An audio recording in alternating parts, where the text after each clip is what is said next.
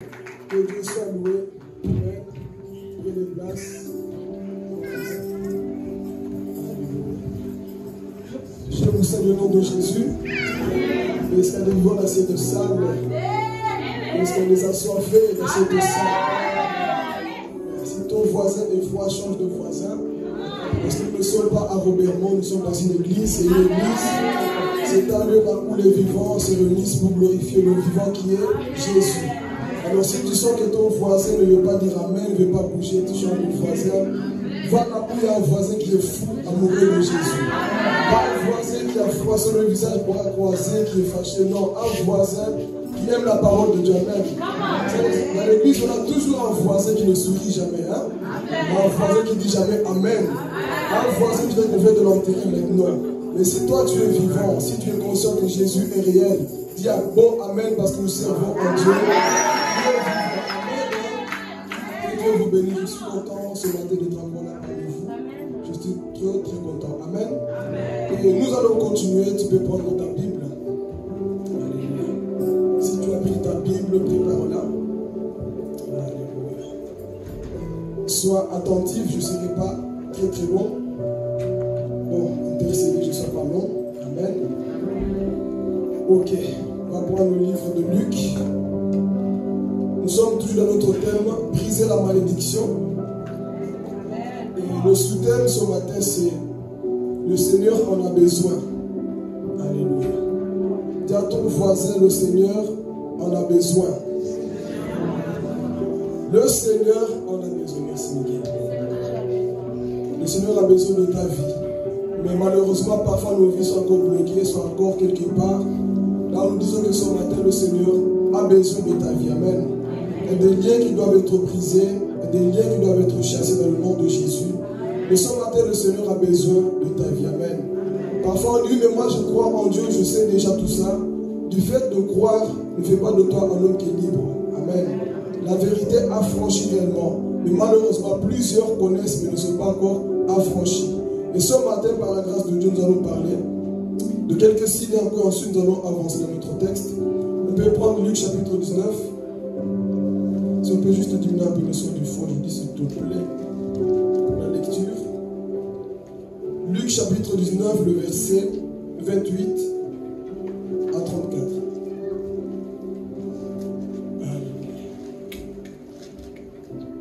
Je lis la parole au nom de Jésus. Après avoir ainsi parlé, Jésus marcha devant la foule pour monter à Jérusalem.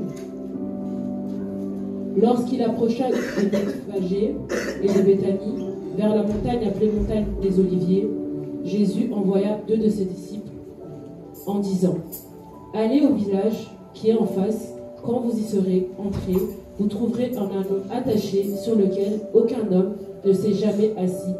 Détachez-le et emmenez-le. Si quelqu'un vous demande pourquoi le détachez-vous, vous lui répondrez : le Seigneur en a besoin. Ceux qui étaient envoyés allèrent et trouvèrent les choses comme Jésus leur avait dit. Comme ils détachaient l'anneau, ses maîtres leur dirent : pourquoi détachez-vous l'anneau ? Ils répondirent : le Seigneur en a besoin. Amen. Vous pouvez avoir avec moi, le Seigneur en a besoin. Le Seigneur a besoin de ta vie qui est liée quelque part. Le Seigneur a besoin de t'utiliser pour cette génération. Nous sommes au temps de la fin, là où Dieu a besoin de ta vie. Amen. Et ce matin, nous allons continuer à donner la continuité de ce qu'on avait déjà vu. On a vu la vie de Bartimée qui est aussi maudit. À Jéricho, une ville maudite qui a été maudite par Josué. Dans le livre de Josué, chapitre 6, le verset 26, on avait vu comment Josué avait lancé la malédiction dans une ville. Et si vous pouvez voir, lorsqu'une malédiction est lancée contre une personne, contre une ville ou un pays, cette malédiction suivra. Quel que soit tes diplômes, quelle que soit ton intelligence, quelle que soit ta beauté, quels que soient tes vêtements, s'il y a une malédiction dans ta vie, mes frères et sœurs, s'il n'y a pas la personne de Jésus dans ta vie, cette malédiction va te suivre. Et c'était ça le cas de Jéricho. Mais Dieu merci, un jour le Fils de l'homme Jésus passait vers Jéricho pour la dernière fois. Il partait à la croix pour mourir. Et en partant sur le chemin, il va trouver Bartimée. Bartimée qui était dans l'aveuglement. Dieu va le sauver et le délivre là où il était dans la malédiction. Amen. Et on avait vu quelques signes qui démontrent qu'une personne est dans la malédiction. Et si Dieu va donner 3 signes, ensuite nous allons rentrer dans le message. Amen. Est-ce que tu es prêt pour noter? Donc ici nous allons parler de ces signes parce que c'est des choses qui sont vraies. Ton cas n'est pas le cas de l'autre. Voilà pourquoi je dis, quand tu écoutes un message, sois toujours équilibré. Amen. Ne dis pas, moi ça ne me concerne pas. Il peut y avoir une personne qui vit la même chose. Amen. Donc voilà pourquoi sois mature, ne sois pas une personne qui écoute la prédication comme un religieux. Écoute-le comme une personne qui est spirituelle. Parce qu'il y a des personnes qui ont des cas compliqués. Est-ce que vous le savez? On a des familles, nous venons parfois des familles compliquées. Nous ne savons pas des liens, des choses qui ont été dites dans notre famille. Donc chaque personne ici vit des combats. Amen. Mais pas tous les mêmes combats. Alors ici, l'un des signes qui démontre que, excusez-moi pour ma voix, donc je ne serai pas plus lever ma voix. Mais ici, regardez, l'un des signes qui révèle que tu es dans une malédiction, l'esprit de mort dans ta famille. Notez-le. Ne sois pas religieux, là, tu vas me dire, on va tous mourir. Oui, on va tous mourir, mais dans quelles conditions? Nous allons tous mourir, il est vrai, la Bible le déclare. Il est réservé à l'homme de mourir une seule fois, comme quoi après vient le jugement. Mais ici, frères et sœurs, sachez qu'il y a des familles là où on a lancé la malédiction. L'esprit de mort règne dans cette famille. Là où vous voyez constamment les gens mourir comme des mouches dans une famille. Je pense que vous le savez. Toi, peut-être ce n'est pas le cas pour toi. Mais sache qu'il y a des personnes qui ont l'esprit de mort dans leur famille. Il y a des personnes qu'on a maudit. Quelqu'un s'est levé pour dire, dans cette famille, il n'y aura que des morts subites. Il y aura des personnes qui vont mourir de la même chose. Et je pense que vous et moi, vous le savez. Il y a des personnes, telle est mort de telle maladie, et ça va se suivre. Il y a des familles comme ça, j'en connais. Je ne parle pas en vain. En faisant des suivis, en écoutant les problèmes des gens, je me rends compte qu'il y a des malédictions dans la famille de certaines personnes. L'esprit de mort qui règne. Les gens, ils sont là. Tout d'un coup, le cousin meurt, l'oncle meurt, la mère meurt, le tel meurt. Pourquoi? Parce que parfois, il y a un esprit de malédiction qui est lancé contre cette famille. Les gens rêvent constamment qu'on vient les chercher la nuit. Ils commencent à parler aux démons. Ils commencent à parler aux esprits. Quelqu'un a lancé une malédiction dans cette famille. Amen. Donc il faut savoir que lorsque l'esprit de malédiction est sur ta vie, tu feras soit tu vois des rêves. Tu n'as pas encore fini de faire ton deuil. On vient t'annoncer encore une autre mort. Qu'est-ce qui se passe? L'esprit de malédiction est dans ta famille. Et toi, quand tu commences à comprendre ces choses, lève-toi pour prier. Lève-toi pour chercher la face de l'Éternel. Ne laisse pas des choses arriver ainsi. Si Dieu t'a choisi, mes frères et sœurs, c'est parce que Dieu veut faire quelque chose au travers de toi. Dieu ne t'a pas choisi dans ta famille autour de toi pour que tu puisses contempler le malheur qui arrive dans ta famille. Pour que tu puisses contempler le malheur qui arrive dans ta vie. Non, Dieu t'a choisi pour une mission. Malheureusement, parfois, nous dormons. On croit que la mort qui arrive, c'est normal, frères et sœurs. Il y a des choses qui ne sont pas normales. Parfois, il faut creuser. Comme je l'avais dit l'autre fois, de dire, Père, pourquoi la cause de cette chose? Pourquoi cette malédiction se répète sans cesse? Pourquoi la mort ne s'arrête pas dans ma famille? Il est vrai que nous allons tous mourir, mais toi dans ta famille, les gens comment ils meurent, ce n'est pas normal. Tu dois creuser, chercher la face de Dieu, fléchir les genoux. Parfois on a des choses comme ça. Au travers de toi, Dieu pouvait m'empêcher certaines morts. Est-ce que vous le savez?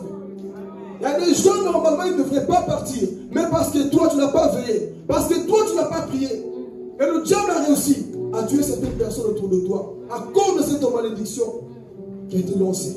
Nous ne savons pas par qui. Mais une malédiction, parfois, est lancée dans notre vie. Donc, si tu commences à constater qu'autour de toi, dans ta famille, les gens meurent tout le temps, mon frère, pose-toi des bonnes questions. Pose-toi des bonnes questions. Pourquoi telle personne part? Pourquoi c'est souvent, même année, même époque, souvent les personnes ils partent comme des mouches. Tu es là tout d'un coup, on vient t'annoncer. Les gens meurent, tu ne comprends pas. Frère, arrête-toi. Arrête-toi et commence à réfléchir. Il se peut que la malédiction est en train de ravager ta famille. Il est temps que tu puisses prendre la vie chrétienne au sérieux. Parce que nous sommes dans un monde où le diable ne blague pas. Parce que très souvent on nous dit, oui mais vous voyez le diable partout. Oui, le diable est partout.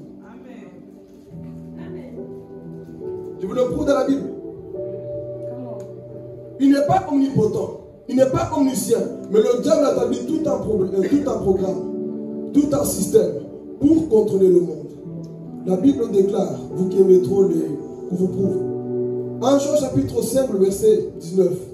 Nous sommes de Dieu, mais le monde entier est sous la puissance du mal. Le monde entier que tu vis ici, la frère, tout est sous la puissance du malin. Ésaïe 60, le verset 2 nous dit la même chose. Voici les ténèbres recouvrent la terre et l'obscurité des peuples. Donc nous sommes dans un monde où c'est le diable qui règne. Le diable est en train de ravager nos familles, nos frères et sœurs. Beaucoup sont dans la malédiction. Pourquoi? Parce que le chrétien ne se lève pas. On subit, on croit que c'est normal. Lui, il dit non, Père, je refuse cette défaite. Je vais me lever. Je prendrai ma vie chrétienne au sérieux. Lève-toi un peu, mon frère, ma soeur. Au lieu de laisser l'ennemi ravager, et toi tu subis, non, c'est la volonté de Dieu. Et je veux parler. Qui t'a dit c'est la volonté de Dieu? Non, dès les parties, c'est la volonté de Dieu. Parfois, ce n'est pas la volonté de Dieu. Le diable a joué un rôle quelque part. À cause de cette malédiction, parce que personne ne se lève. Mais il est temps que tu te lèves. Dis à ton voisin, il est temps qu'on se lève. Il est temps qu'on se lève. Il est temps, parfois, tu dises, si je suis enfant de Dieu, Père, que cette malédiction s'arrête au nom de Jésus. Si je suis un homme de Dieu, que ça s'arrête au nom de Jésus. Au lieu de subir toujours les mêmes choses par l'ennemi, lève-toi. Si je suis un homme de Dieu, Père, que ça s'arrête maintenant. Oh, les gens mourront dans ma famille si Dieu le permet. Mais si ce n'est pas le temps de Dieu, personne ne mourra cette année au nom de Jésus. Si Satan s'est levé pour dire, dans cette famille, cette année, personne ne va traverser. Si je suis un homme de Dieu, personne ne sera sacrifié sur le diable. Personne ne sera sacrifié. Il est temps qu'on puisse se défier des puissants des ténèbres. Si Dieu est Dieu dans ma vie, Seigneur, peu importe ce que le diable fait, la malédiction, si je suis un homme de Dieu, qu'il le fait descendre. Que la puissance se manifeste. Mais le problème, nous subissons trop. Non, Seigneur, c'est ta volonté. Non. Parfois, frère, tu peux aller dans ton activité et dire, Seigneur, tel est malade, tel a ça. Mais moi, je cherche avant toute ta volonté. Est-ce que c'est le temps de la personne ou pas? Et tu dis, Seigneur, si ce n'est pas son temps, cette personne, si le diable ou la maladie cherche à tuer cette personne, Père, si ce n'est pas, je dis bien, si ce n'est pas le temps de Dieu, si c'est le temps de Dieu, on ne peut rien y faire. Mais si ce n'est pas le temps de Dieu, Père, je ne sais pas qui a lancé la malédiction de Massou, ou je ne sais pas quoi, la maladie bizarre. Père, si ce n'est pas le temps, cette maladie, ce cancer, ce sida, je ne sais pas quoi, ne tuera pas cette personne au nom de Jésus. S'il y a une malédiction qu'on a lancée, tu dis, Père, au nom de Jésus, personne ne partira. Sois un véritable chrétien. Au lieu de toujours subir, l'ennemi va faire non. Parfois, c'est ton malédiction. Si toi, tu ne te lèves pas, personne ne fera rien. Ce n'est pas un pasteur qui viendra de qui a vous. C'est toi qui as l'autorité de Jésus en toi. Donc, tu dois te lever. Amen. Donc, là, le signe, c'est quoi? L'esprit de mort. Et toi aussi, tu parles tout le temps dans tes rêves aux morts. On vient te chercher. Tu vas constamment des choses bizarres la nuit. Un esprit de mort. Si une personne est déjà morte, il vient constamment dans tes rêves. Sache que c'est un esprit de mort. Nous les vivants, nous ne parlons pas aux morts. Amen, Église. Amen. Même si tu dis des bonnes choses, la seule personne qui peut te parler, c'est Jésus. Amen. Quelqu'un qui est déjà mort, il vient te chercher la nuit. Frère, fais attention. Sœur, fais attention. Le diable se déguise en ange de lumière. Il peut aussi prendre l'apparence d'une personne qui est déjà décédée pour t'appeler. Et dans le monde spirituel, soit quand on t'appelle, on commence à t'initier sans le savoir. Et tu rentres dans la malédiction. Amen. Donc, renoncez souvent les rêves que vous faites. J'ai vu un esprit de mort. Mon grand-père qui est mort vient me parler la nuit. Ouais, tu viens me dire quoi, mon grand-père? Tu es déjà mort depuis longtemps, tu viens me dire quoi? Quelle bonne nouvelle? Une personne qui est morte est morte. Donc, refusez de parler aux morts. Sinon, l'esprit de malédiction va continuer dans notre vie. Amen. Donc, c'était là des signes qui révèlent aussi que tu es dans la malédiction. L'esprit de mort dans ta famille, ça ne finit pas. Ça continue, les gens meurent, tu ne comprends pas. C'est là les signes aussi. Fais attention. Si tu as constaté cela, il faut prier à la fin. Amen. Ok. Un autre cas ici qu'on voit, les gens n'avancent pas dans ta famille. Des blocages. Parfois, le chrétien néglige un peu cet aspect-là. Vous savez qu'il y a des personnes qu'on a maudit volontairement. Quelqu'un qui était bien. Vous allez voir que même souvent ces personnes sont intelligents. Ils ont étudié. Ils ont des diplômes. Ils ont tout. Mais ils sombrent dans la drogue. Vous savez qu'il y a des personnes qu'on a maudit. Qui connaît des personnes comme ça? La personne était bien. Il grandissait bien. Mais tout d'un coup, il perd la tête, il devient comme fou. Malédiction quelque part. La personne était beau, bien habillée, tout bien. Mais tout d'un coup, la personne change. Les enfants changent. Autour de plus rien ne va. Pourquoi? Parce que parfois, une malédiction est dans cette famille. Vous allez voir, ils ont tout. Ils ont les diplômes, ils ont tout. Mais les enfants sont comme des zinguis, comme des malades. Ils sont perdus dans la vie. Pourquoi? Parce que quelqu'un a dit, dans cette famille, aucune personne ne va réussir. On va tous les bloquer. Le diable, c'est comme ça qu'il travaille. Vous allez les voir, ils partent dans la drogue, dans les choses mystiques. Pourquoi? Parce qu'une malédiction est lancée contre cette famille-là. C'est ça que le diable fait. Eh frère, le diable ne joue pas. Son but à lui, c'est de venir tuer. Son but à lui, c'est de te perdre, mon frère, ma soeur.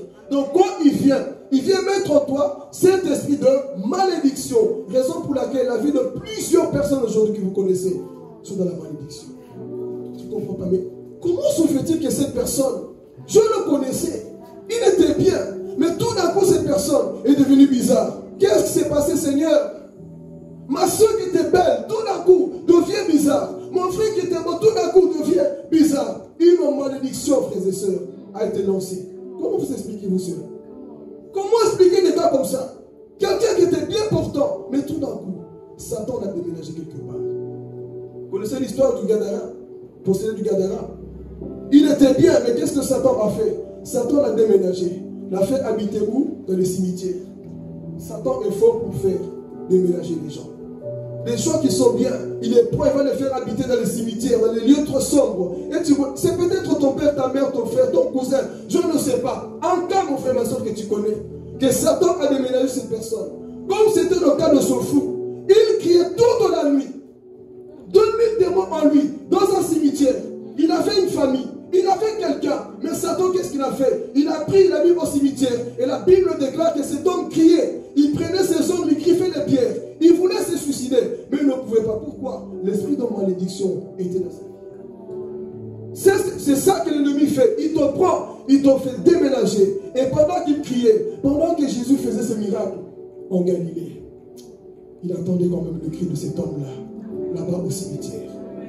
Pendant qu'on avait laissé là-bas, le père entendait, fils, va dans ce lieu à Décapole. Il y a quelqu'un que Satan a déménagé. Jésus est parti chercher cet homme-là. C'est pour te dire ce matin, même dans ta malédiction, il ne se désiste pas de toi. Il ne se décourage pas de toi. Là où tu cries que personne ne voit, là où il y a l'esprit de suicide, il est capable d'aller te... Oh Jésus! Il est capable d'aller te chercher. Même si les hommes ne te voient pas, mes frères et sœurs, Jésus-Christ est capable de se déplacer pour aller te chercher là où tu cries jour et nuit. Jésus avait entendu. Il y a quelqu'un qu'on a enfermé, qui n'en peut plus, qui est presque tout nu, les cheveux parfaits. Il n'a pas mangé, tout maigre. Il mange certainement la chair humaine. Cette personne est perdue. Mais le Saint-Esprit a dit, Jésus, va là-bas à Décapole parce qu'il y a quelqu'un qui est en train de mourir. Et Jésus s'est déplacé. C'est pour te dire que Jésus est capable de se déplacer même pour ton cas à toi. Il peut le faire. Il peut se déplacer pour ton cas. Qui t'a dit que ce Dieu t'a oublié? Qui t'a dit que ce Dieu ne peut plus faire? Il peut se déplacer. Je vous pose la question. Son fou a prié. Il a jeûné. Qu'est-ce qu'il a fait de spécial?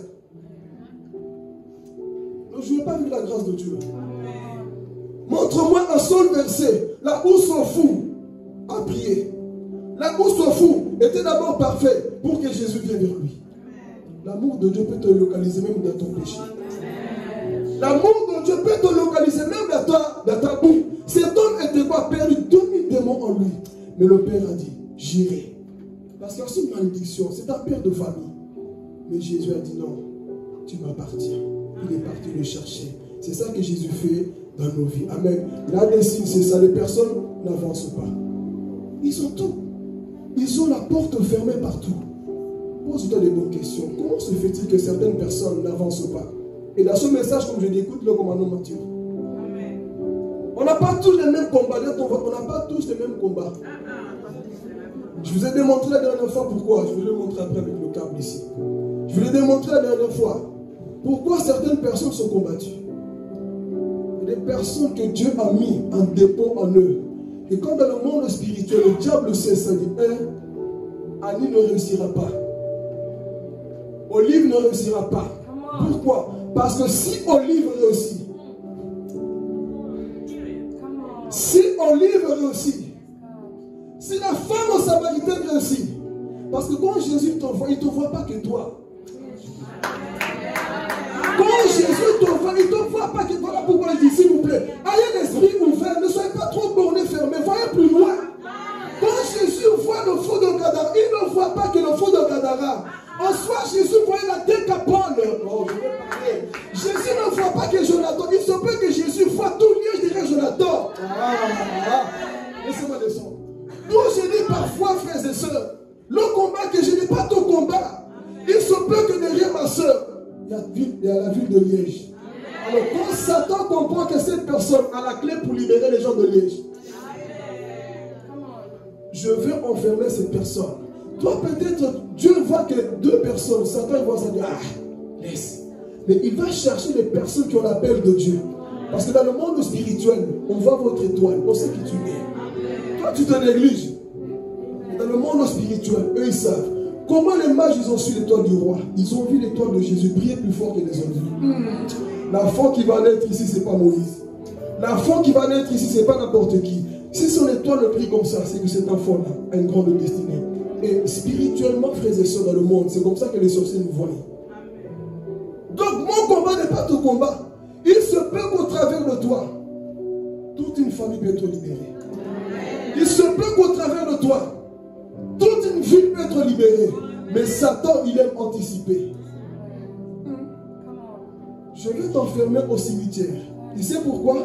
Parce qu'au travers de toi, Décapole allait être libéré. Décapole veut dire divine. Et lorsque Jésus a libéré ce fou qui était bloqué, qui n'avançait pas, toute la ville a connu un réveil par une seule personne. Comme c'était le cas de la femme samaritaine. Elle est aussi bloquée dans la publicité. Mais quand Jésus l'a libérée, toute la ville a connu le réveil. D'où je dis parfois, mes frères et sœurs, il y a des choses qui ne marchent pas dans ta vie parce que Satan a peur de toi. Satan te bloque parce qu'il a peur de toi. Donc si toi ton combat c'est juste avec deux démons, il y a des personnes qui ont des combats avec des principautés. Il y a des personnes qui ont des combats avec des principautés. Toi c'est juste deux démons du quartier. Mais il y a des personnes qui ont affaire aux principautés. Parce qu'ils savent que si un jour cette personne s'élève, là où c'était bloqué, ça ne va plus être bloqué. Pourquoi? Parce que le Joseph de la famille s'est levé. Parce que le Moïse de la famille s'est levé. Parce que le Philippe de la famille s'est levé. Parce que telle personne de la famille s'est levée. Donc c'est pour ça, mes frères, ne compare jamais tes combats à ton voisin. Amen. Ne compare jamais tes combats à ton voisin. Toi, c'est toi. Tu es unique à ton genre. Il n'y a personne qui est comme toi. Dieu sait le dépôt qu'il a déposé en toi. Voilà pourquoi ne prie pas comme tout le monde. Si l'autre aime sécher l'église, toi ne sèche pas. Oh. Si l'autre aime s'amuser, toi ne t'amuse pas. Fléchis tes genoux parce que toi tu sais l'appel que Dieu a mis sur ta vie. Donc ne te compare pas aux gens, mes frères et sœurs. Toi tu sais où Dieu t'amène. Quand tu sais où Dieu t'amène, tu ne suivras pas les autres. L'autre veut s'amuser, toi tu dis non, c'est le temps de prier. L'autre veut vivre dans la publicité. Toi tu dis c'est le temps de me consacrer dans la présence de Dieu. Donc je n'ai pas le temps d'aller m'amuser parce que je sais la grande appel que Dieu a mis sur ma vie. Donc c'est ça, frères et sœurs, d'être le tien. Donc ici pour avancer, là le deuxième site c'est quoi? Les gens n'avancent pas. Bloqués quelque part. Et c'est ça que nous vivons aujourd'hui. Plusieurs personnes sont bloquées. Ils n'arrivent pas à avancer. Ils ne comprennent pas. À l'école, j'ai tout. Je prie, je fais tout. Mais ma vie est bloquée. Mon frère, va plus loin.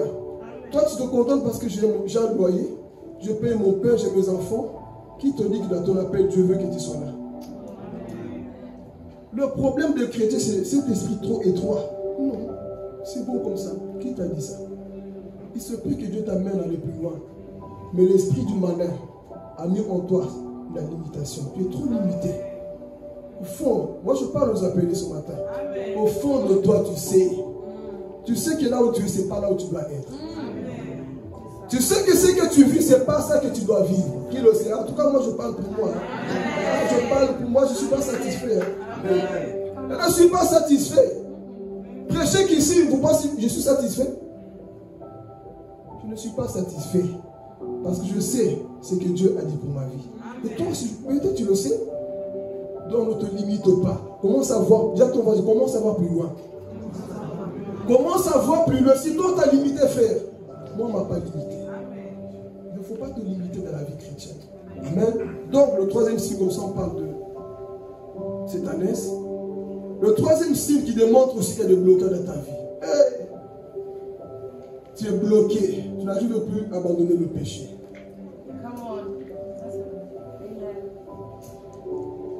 Si malgré les prédications, malgré même la délivrance qu'on te fait, tu n'arrives pas à abandonner ce péché, chérie.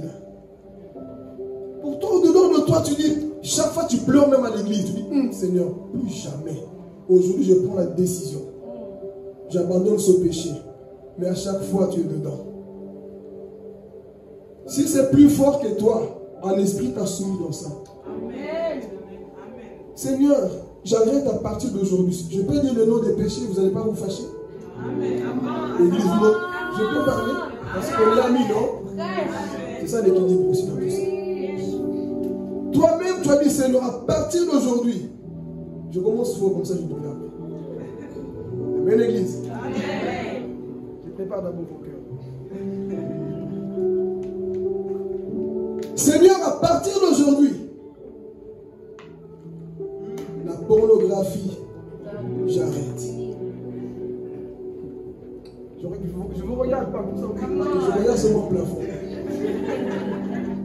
Seigneur, à partir d'aujourd'hui, je ne vais plus regarder la pornographie.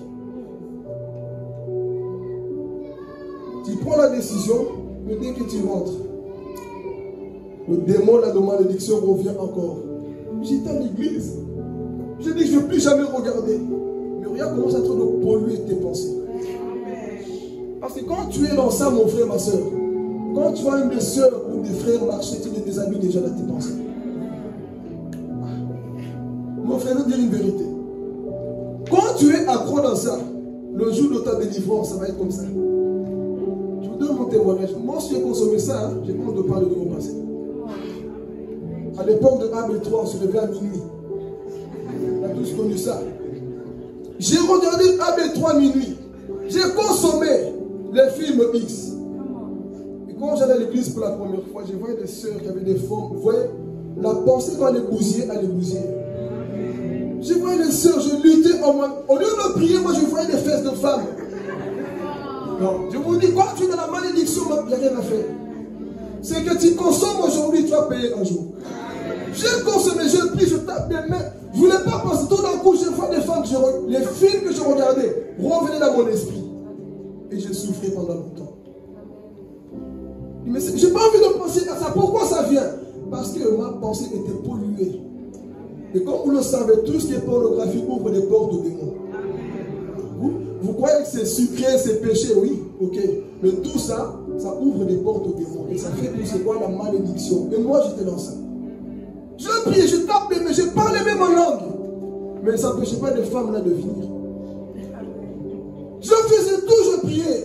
Mais jusqu'au jour, je dis à partir d'aujourd'hui, à l'époque c'était des sons Ericsson. On s'envoyait par Bluetooth à infrarouge. Ne m'envoyez plus, je dis à mes amis, ne m'envoyez plus. J'avais tout zappé, tout supprimé. Un des péchés que j'avais enlevé. Mais je me rendais compte en fait, c'est une malédiction. Je n'arrivais pas, je disais au pasteur, mais je ne comprends pas. Je regarde et puis voilà, vous savez comment ça se passe. Hein? Tu regardes, tu restes pas sans rien faire. Vous connaissez la suite. Et moi j'ai souffert. Jusqu'au jour où j'ai décidé, je dois arrêter. J'ai parlé à mon pasteur, il m'a donné des conseils. J'ai arrêté. Donc là, les signes aussi, frère, c'est tout ça. La pornographie. Est-ce qu'on est prêt? Si tu as au fond de toi des choses que tu n'arrives pas, malgré qu'on te conseille, malgré qu'on te parle, sache qu'il y a une malédiction sur ta vie. Et toute malédiction, si elle n'est pas chassée, va t'amener en enfer. Amen, l'église. Amen. Si tu ne changes pas, que tu ne cherches pas à être libéré de ça, ça va te pousser à aller où? En enfer. J'arrive pas, Seigneur, d'arrêter ça, ce péché, la masturbation, la cigarette, le joint, tout ça, la beurre, je ne sais pas quoi là. Toutes ces choses, frère, tu n'arrives pas un esprit t'a soumis. Écoutez, derrière chaque péché se cache un démon. Derrière chaque péché se cache. Tu es accro dans beaucoup de choses. Pourtant, au fond de toi, tu veux arrêter. Mais tu vois que c'est plus fort que toi. Si quelque chose est plus fort que toi, il y a un danger quelque part. Qui veut aller au ciel ici? Vous voulez aller au ciel? Et pour aller au ciel, qu'est-ce qu'il faut faire? J'ai vu beaucoup de mains levées. Hein? Beaucoup de mains. Mais si la trompette sonne réellement entre nous, au fond de toi, est-ce que tu partiras? On veut tous aller, non? Personne n'a vu le récit de la grande tribulation, ou en enfer. On veut tous partir au ciel. Mais il y a un travail à faire. Renonçons. Là où tu sens que tu es esclave du péché, mes frères et sœurs, il faut tout simplement quoi? Renoncer. Amen. Donc là, des signes qui montrent que tu es dans une malédiction, tu n'arrives plus à pardonner le péché. Même pour pardonner les gens, tu n'arrives plus à pardonner. Oh, je vais parler. Pourtant, tu sais, oh, je vais parler. Vous savez que Dieu ne pardonne pas quand tu ne pardonnes pas? Il y a deux choses que Dieu fait qu'il ne peut pas pardonner. Le blasphème et quand tu ne pardonnes pas. Quand tu ne veux pas pardonner parce que toi tu te dis chrétien, enfant de Dieu. Mais chaque fois qu'on te blesse, tu ne veux pas pardonner et tu veux mourir dans la haine. Sache que tu es aussi dans une malédiction. Tu envoies des choses que toi-même tu as fait aux autres. Mais Jésus t'a pardonné à la croix. Mais toi, juste parce que ton frère d'église ou je ne sais pas qui dans la famille t'a blessé, tu ne veux pas pardonner. Et si tu n'arrives pas à surpasser ça, sache qu'il y a une malédiction qui est en train de s'installer dans ta vie. Et il est temps de changer, de prendre des vraies décisions. Donc ça, c'est les trois signes parfois qui peuvent révéler, il y en a beaucoup. Mais c'est aussi des signes qui montrent, frères et sœurs, si tu n'arrives pas à arrêter le péché c'est devenu même ta profession, mon frère, tu es en danger. Un enfant de Dieu ne pratique pas le péché. Ça peut t'arriver de pécher, de trébucher, parce que le péché est accidentel pour un enfant de Dieu. Mais si tu demeures dedans, si tu vis dedans, mon frère, attention à toi. Attention à toi, il se peut que la malédiction est en train de s'installer pas à pas dans ta vie. Donc il est temps de changer. Amen. Allons parler de notre ami Anès. On a lu l'histoire que Jésus va envoyer ses disciples, deux disciples, à Bethphagée et à Béthanie. Jésus dit ceci: allez-y trouver une ânesse quelque part. Jonathan, regarde ici pour nous. Jésus a dit quoi? Là où personne n'est jamais monté. Donc en soi, Jonathan, c'était une voiture 0 km. Il n'a pas compris. Vous pensez que Jésus aime savoir des choses d'occasion? Il a emprunté le ventre de Marie là où personne n'est jamais monté. Il prend une ânesse là où personne n'est jamais monté. Il prend un cimetière là où personne n'est jamais rentré. Jésus aussi aime la classe. Il aime aussi, vous allez me voir après. Oh, pourquoi il n'a pas dit, bon, allez prendre l'ânesse là où tout le monde est déjà monté? Non, oh, on n'a jamais touché cette ânesse. 0 km. Pas une voiture là où ça fume le feu, non. Donnez-moi une ânesse. 0 km. Et ils vont partir chercher cette ânesse. Alors quand ils arrivent, tu peux venir mon frère. Tu n'es pas gêné, hein? Tu peux venir. Oui, viens. C'est toi qui vas jouer le rôle de notre ânesse. Ah, Christophe. On va jouer ensemble ici. Qui sait faire de nœuds ici? Notre ânesse ici. Vu qu'on sent tout le bruit ici.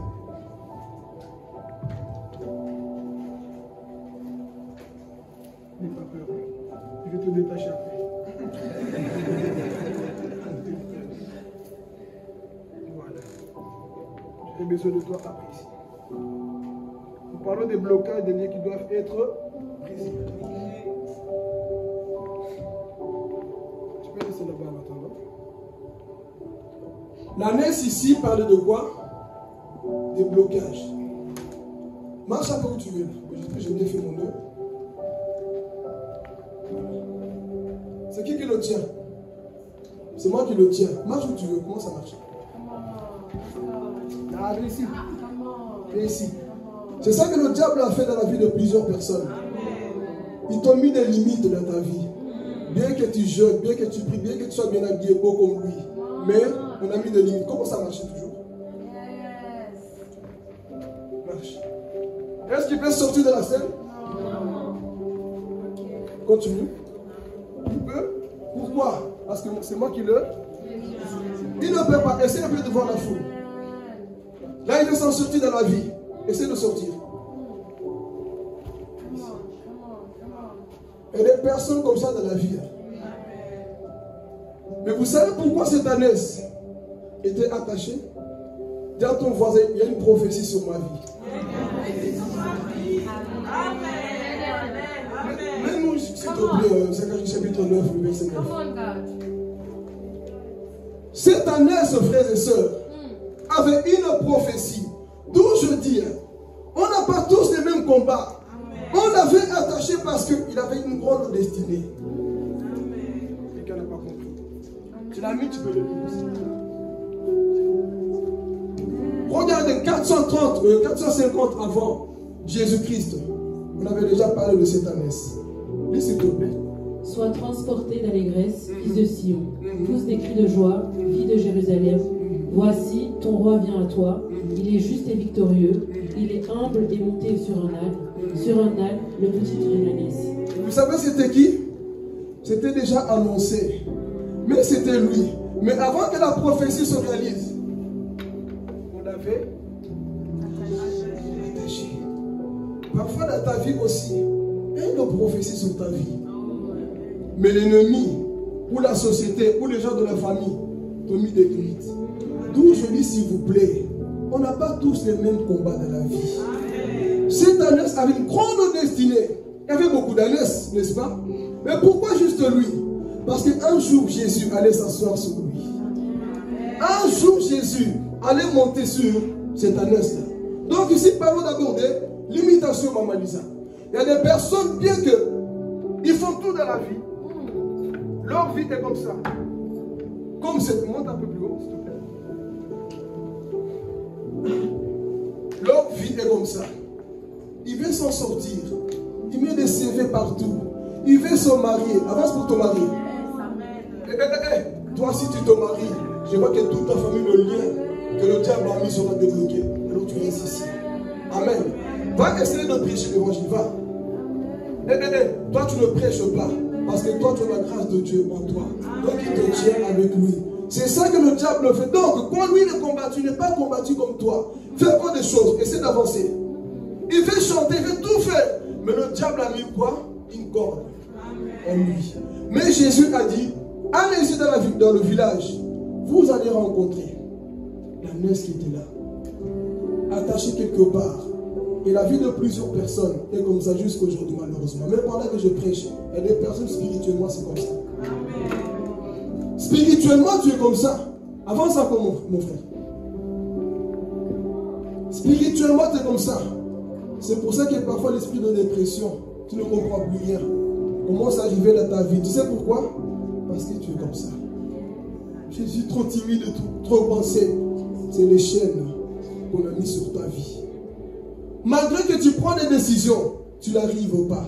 Spirituellement, il y a un autre maître qu'on appelle Dévol, Diabolos, qui te tient comme ça. Il te tient comme ça. Donc comme ça, tu peux prier, frère. Si Jésus ne vient pas pour enlever ces liens-là, ça ne sert à rien. Amen. Tu peux faire ce que tu veux. Si tu es toujours attaché, rien ne va se passer. Et cette ânesse, c'était comme ça. Cours encore, continue de courir. Tu fais beaucoup d'efforts dans la vie, mais tu n'avances pas. Avance encore, essaie de fuir là-bas chez Judith. Il fait tout ce qu'il veut, il n'arrive pas. Il force, il n'arrive pas. Je le tiens. Tu es esclave quelque part, mon frère, ma soeur. Pourtant, tu es brillant. Tu as tout, mon frère. Tu viens à l'église, mais pourquoi dans ta vie, au fond de toi, tu le sais? Il n'y a pas cette paix. Il n'y a pas la victoire. Pourquoi? Parce qu'on a mis des chaînes dans ta vie. Combien de fois tu as dit, Seigneur, à partir d'aujourd'hui, moi, là, ils ne vont plus jamais me reconnaître. Ils vont te reconnaître toujours. Cette année, tu as déjà pris des décisions l'année, mais tu es toujours là. C'est cette année 2025 qu'ils vont voir, dans mon église, dans ma famille, dans mon école, je vais... tu as même dit cette année, c'est l'année du mariage. On t'a dit, année du célibat. Tu as dit année de réussite. On t'a dit année de quoi? Année de blocage. Il y a des cas comme ça, frères et sœurs. Un jour, je suis parti prier pour une sœur qui avait l'esprit de fausse couche, fausse couche. Mais ça fait déjà au moins la 6e fois. Fausse couche. On est parti prier. On a prié, on a déclaré. On a fini de prier, je me suis assis. Pendant que j'étais assis, j'ai vu 2 démons, 2 esprits quitter dans le lieu.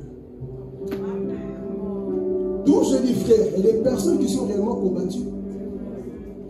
Quand je me suis assis, je leur ai même dit, écoute, j'ai vu 2 démons qui viennent de sortir.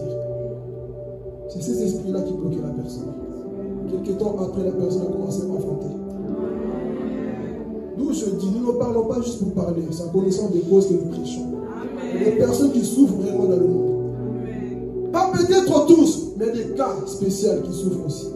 Comme cette ânesse qui souffre, attaché quelque part. Il peut faire tout ce qu'il veut dans la vie, mais sa vie est toujours attachée quelque part. Amen. Donc ici, on va se mettre ici. Ça parle tu peux rester à côté. Ça parle des limites. Mais Jésus dit, allez-y au village. Cherche, n'enlève pas. Allez-y au village. Cherchez cette ânesse. Alors regardez ici. Vous connaissez le caractère de l'âne, hein? Têtu, hein?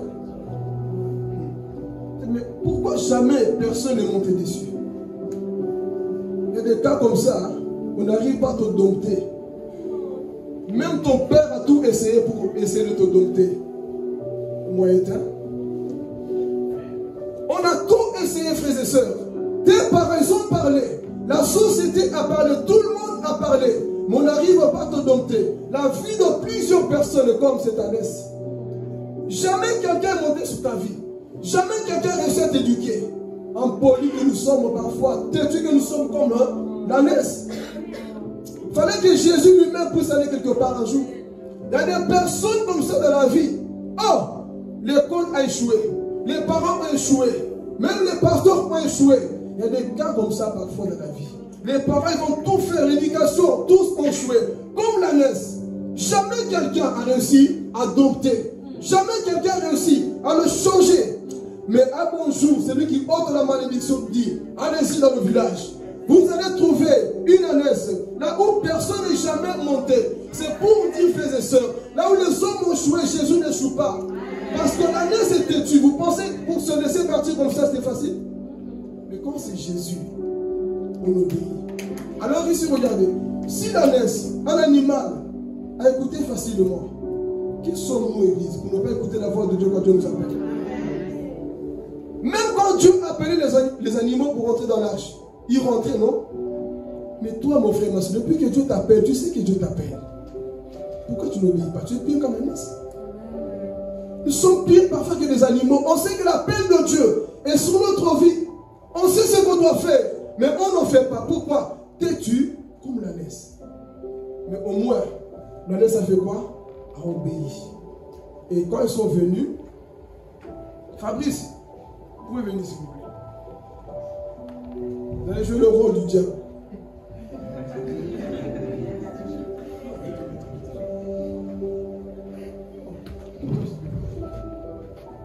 Tenez-le bien.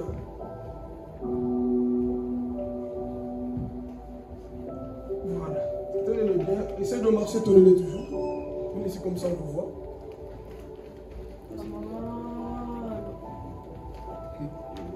La vie de certaines personnes, c'est comme ça. Quand tu as des yeux spirituels, moi je ne vois pas le frère. Vous savez qu'est-ce que je vois? L'esprit qui possède le frère. Amen. Donc quand tu veux aider une personne, toi aussi, pourquoi tu n'avances pas toi aussi? Tu commences à taper, tu commences à le frapper. Non, c'est pas lui. Il y a des esprits que tu dois voir de. La Bible dit quoi? On n'a pas lutté contre la chair et... Donc il y a des comportements, il y a des gens, Papa John, même sur les prêches, comment on jette le feu. Tant que les principautés ne sont pas détruites. C'est ça. Il faut venir s'asseoir, dire Amen, mais tant que les principautés là ne sont pas détruites, ces personnes vont continuer à avancer. Moi je me dis, pourquoi il n'écoute pas lui? Je tape, je fais... Maman, je peux gifler un peu. On fait tout ce qu'on veut. Mais l'enfant là n'écoute pas. Pourquoi? Parce que il y a des maîtres à leur vie. Toi-même, tu as un crédit, tu ne comprends pas, maintenant tu ne crois pas en Dieu. C'est parce qu'eux, ils te soufflent des choses que toi, tu ne vois pas. Mais ils t'ont oublié quelque part. La vie de plusieurs personnes, c'est comme ça. Toi, tu vois, ah, ma soeur, toi aussi, tu exagères. Hein? Non. Tu dois faire comme Jésus. Arrive de moi, Satan. Parce que moi, je ne vois pas le frère en question. Mais l'esprit qui l'anime. Amen. Essaie d'avancer, tenez-le toujours. Voilà, tirez-le vraiment. Ouais.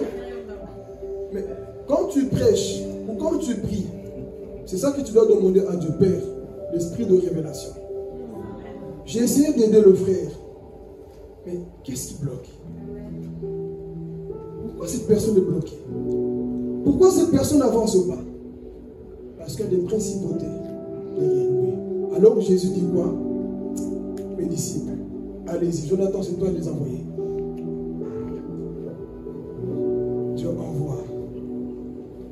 Et quand Dieu envoie sa parole, frère, qui peut s'opposer à sa parole? Toi, tu vas jouer le rôle, tu vas essayer de détacher. Et quand ils vont te poser la question, toi, tu diras, le Seigneur en a besoin. Okay? Tu essaies de détacher et ils vont dire, qu'est-ce que tu fais? Toi, tu dis, le Seigneur en a besoin, mais avec ta silence.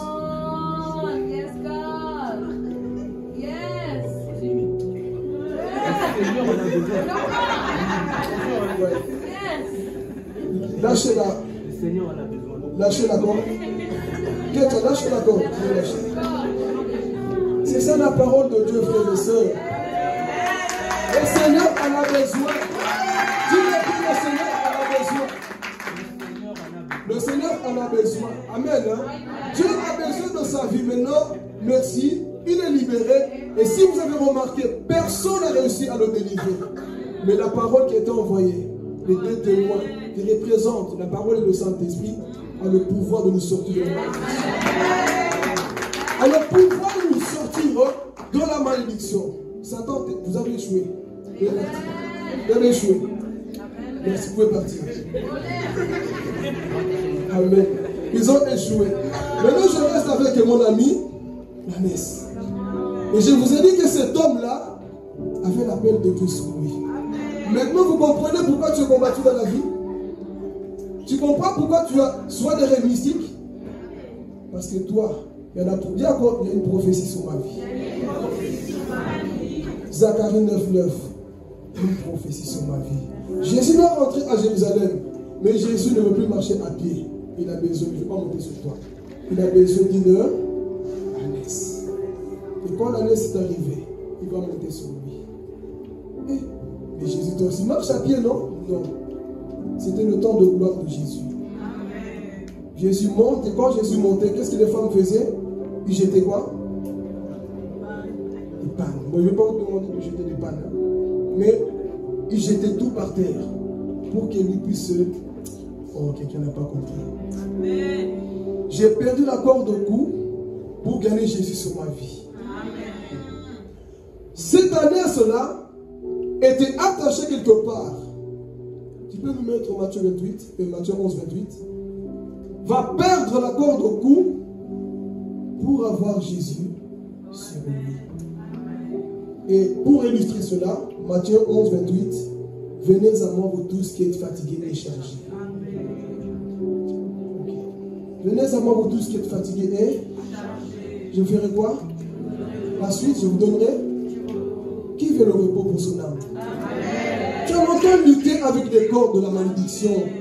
Tu as longtemps essayé, ça n'a pas marché. Mais ce matin, il te dit, venez à moi, vous tous qui êtes fatigués et chargés, et je vous donnerai du repos. La suite, s'il te plaît, Judith. Je vous donnerai qui veut le repos? Mais pas le repos de la chair, le repos pour prenez mon joug sur vous et recevez mes instructions, car je suis doux et humble de cœur, et vous trouverez du repos pour vos âmes. Donc ton âme a besoin du repos, parce que tu es trop troublé. Amen. Tu es trop perdu, mon frère, ma soeur. Tu n'es pas à l'aise là où tu es. Mais ce matin, Jésus te dit, ma fille, mon fils, je vais te donner du repos. Tu luttes beaucoup avec les choses de ce monde, et tu n'as pas la paix, tu n'as pas la joie. Mais ce matin, accepte d'aller vers Jésus. Amen. Comme c'était le cas de notre ami ici. Il doit avoir le repos. Avant, c'était quelqu'un qui était perdu avec les cordes. Mais ici, Jésus dit quoi? Venez. Ce matin, il t'appelle encore. Il te dit, viens à moi. Amen. Tu as beaucoup lutté, tu luttes beaucoup. Regarde les choses du monde, mes frères. Ça ne te donne pas la joie. Ça ne te donne pas la paix. La vraie paix, c'est en Jésus. Amen. On a tous essayé la drogue, masturbation, tout ça, les bagarres. Ça ne nous a pas apporté quelque chose. Ça ne nous a pas aidé, au contraire, ça nous a détruit. Mais ce matin, Jésus dit, viens à moi, ma fille. Mon fils, approche-toi de moi. J'ai un repos pour toi. Pas un repos de la chair, mais le repos pour ton âme. Lorsque ton âme est en paix, mon frère, même quand tu as des factures, tu danses même. Même quand ça ne va pas, tu danses même. Même quand tu es malade, tu loues Dieu. Pourquoi? C'est ça le repos pour ton âme, frères et sœurs. Amen. Et la suite du verset, Judith, qu'est-ce qu'il nous dit? Alléluia.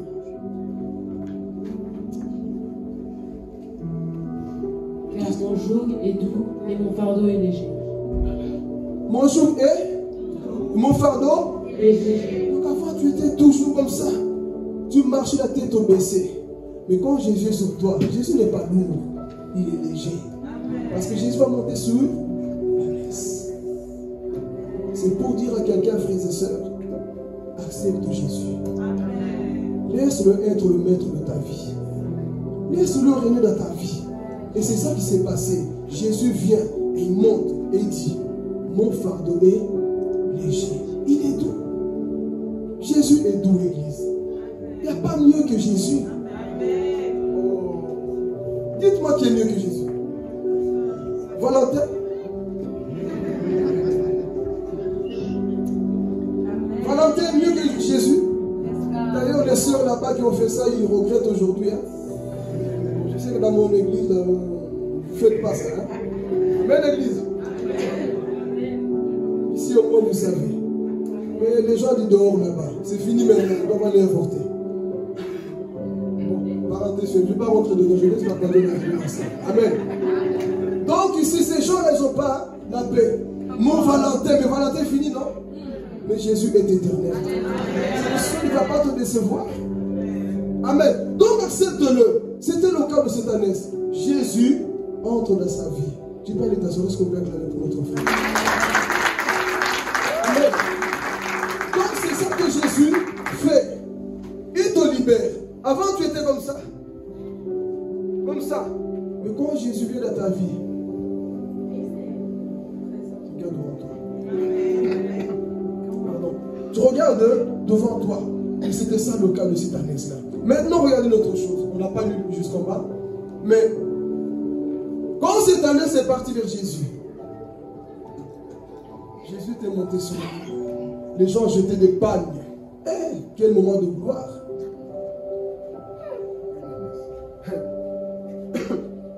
Quel moment de gloire.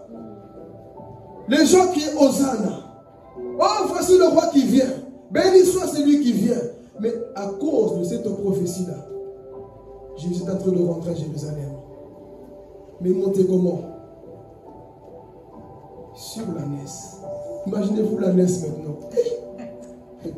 Comme les chansons de Papa n'aiment pas. La naisse peut dire maintenant je prie. Hein? Oh, si on jette des fleurs, ce n'est pas pour toi, c'est à cause de celui qui est sur toi. Amen. Donc je vais aussi parler à naisse, pas d'orgueil. Si les gens disent que tu chantes bien, c'est parce que celui-là habite en toi. Si on dit que tu prêches bien, mon frère, ce n'est pas toi qui prêches bien. C'est l'onction, la grâce de Dieu qui est sur ta vie. Donc, Agnès, fais aussi attention. Ce n'est pas parce qu'on jette des pains de tout ça, ce n'est pas pour toi, c'est pour Jésus. Rendons la gloire à Jésus, frères et sœurs. Peu importe là où Dieu va t'amener, c'est pour la gloire de Jésus. Donc, je vais parler aussi aux Agnès ce matin. Tu prêches bien, tu travailles bien, tu es belle, tu as tout. Oh, je vais parler. Même ta beauté, c'est pour qui t'a créé. Tes vêtements, c'est pour.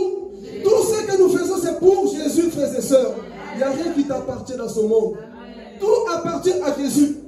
Donc la naisse ici, tout le monde chantait. Hosanna, gloire à Dieu. Et j'imagine un peu la naisse. Mon tour est rentré, hein. Mais imaginez-vous d'où il venait. Dans la misère, pauvreté, malédiction, célibat. Le jour que tu vas te marier, mon frère, souviens-toi qui t'a sorti de la malédiction. Le jour que tu vas trouver un travail, toi qui étais bloqué, rappelle-toi, c'est grâce à Jésus. Tout ce que tu fais, frère, n'oublie pas Jésus. N'oublie pas, même quand on va te lever, n'oublie pas, dis Seigneur, si je suis là aujourd'hui, ce n'est pas par mes mérites. Si je me tiens la paix, ce n'est pas par moi-même, c'est grâce à toi.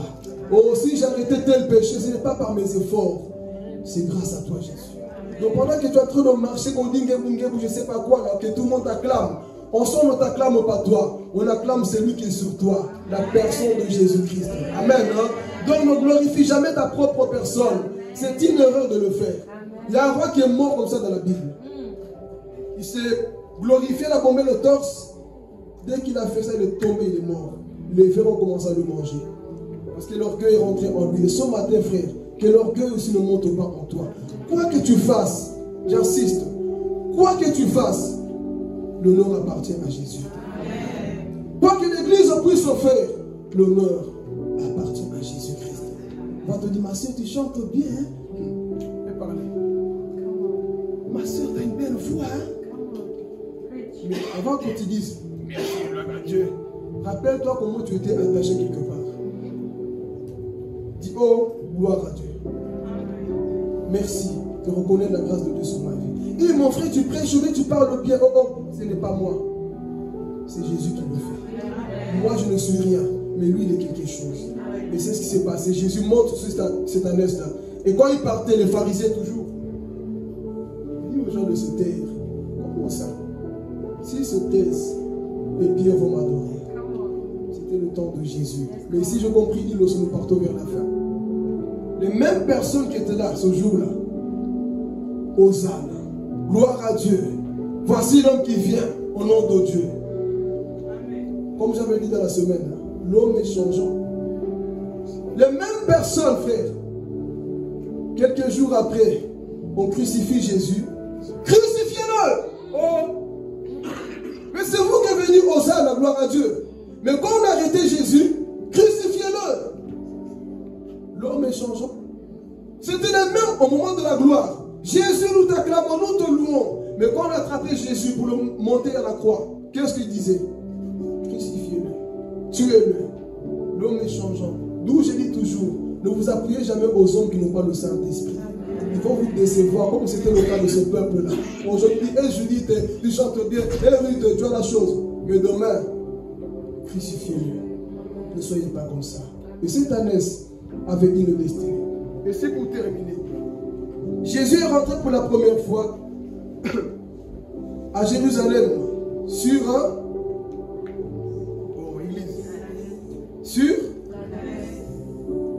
vous savez, les rois dans cette époque, Jésus était humble. Hein? Dans cette époque, quand un roi venait comme le roi David, les rois de tout ça, et il montait sur les chevaux. Il venait comme ça parce que c'était des rois. Mais Jésus va se faire petit. Il vient seulement quoi? Sur une ânesse, le pauvre. Ça, c'était la première fois. Mais la deuxième fois que Jésus va revenir, lisons Apocalypse chapitre 2. Là, c'est notre roi glorifié. Là, c'est notre roi. Apocalypse chapitre 19, nous terminons par là. Chapitre 19. C'est le roi qui vient. Qui est prêt pour le retour de Jésus? Ah, Jésus. Qui est prêt pour ce grand jour? Comme nous sommes là, nous attendons ce grand jour aussi. Maintenant, le vrai roi vient là, glorifié. Ce n'est plus le roi là où on voit son nom. Il est glorifié. Il a tout vaincu. Regarde le verset 1 jusqu'en bas. On va aller.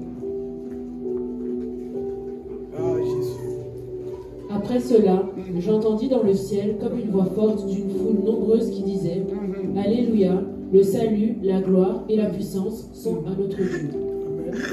Parce que ses jugements sont véritables et justes. car il a jugé la grande prostituée qui corrompait la terre par son impudicité, et il a vengé le sang de ses serviteurs en le redemandant de sa main. Et ils dirent une seconde fois, Alléluia, et sa fumée monte au siècle des siècles. Et les 24 vieillards et les 4 êtres vivants se prosternèrent et adorèrent Dieu assis sur le trône en disant Amen, Alléluia.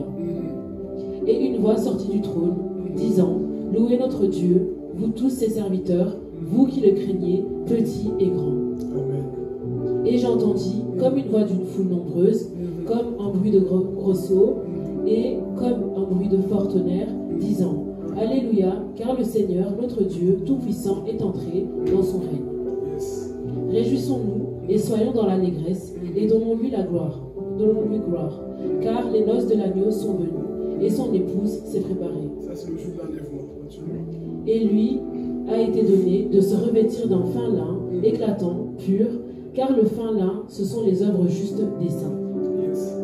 Et l'ange me dit, écrit, heureux ceux qui sont appelés au festin de noces de l'agneau. Amen. Et il me dit, ces paroles sont les véritables paroles de Dieu. Et je tombais à ses pieds pour l'adorer, mais il me dit, garde-toi de le faire. Je suis ton compagnon de service et celui de tes frères qui ont le témoignage de Jésus. Adore Dieu, car le témoignage de Jésus est l'esprit de la prophétie. Puis je vis le ciel ouvert, et voici parut un cheval blanc. Attendez. La première fois, elle est venue sur. Ici, c'est la fête de la grande tribulation. L'église a été enlevée. On célèbre, si du moins tu es enlevé. L'église est au ciel avec Jésus. Mais, comme vous le savez, il y aura des personnes qui vont rester. Jésus reviendra encore sur la terre. Mais en revenant, voyez maintenant Jésus. Comment il vient? Il vient comment? Puis je vis le ciel ouvert, et voici parut un cheval blanc. Celui qui le montait s'appelait fidèle et véritable, et il juge et combat avec justice. Celui qui le montait s'appelle comment? Il n'est plus sur un anneau. Parce que la première fois, frères et sœurs, c'était l'agneau qui était sur l'ânesse. Mais maintenant, c'est le lion qui est sur le cheval. Il vient en vainqueur. Ce n'est plus n'importe qui. Toutes les nations le verront ce jour-là. C'est pour dire ici, c'est lui qui brise la malédiction. Un jour, frères et sœurs, il reviendra. Il ne reviendra pas de la même condition, mais ici il revient sur un cheval blanc qui représente la pureté. Il viendra pour triompher. Et ça, c'est parce qu'on peut fermer là-bas. C'est ça qui s'est passé. Et ce matin, je voulais tout simplement que tu comprennes que nos vies, parfois, frères, sont aussi attachées quelque part. Il y a des personnes qui sont sévèrement dans la malédiction. Et ce matin, Dieu aussi veut libérer, délivrer quelqu'un. Si au fond de toi, ce message t'a parlé, tu sais que oui, Seigneur, dans ce point, je me suis retrouvé. Je ne viendrai pas t'imposer les mains aujourd'hui à cause de mon prière. Mais toi-même, tu vas prier. Tu vas déclarer, tu vas dire à nos pères, je me suis retrouvé quelque part. Ce matin, je vais sortir de cette malédiction au nom de Jésus. Amen. Que Dieu vous bénisse, va se mettre dedans.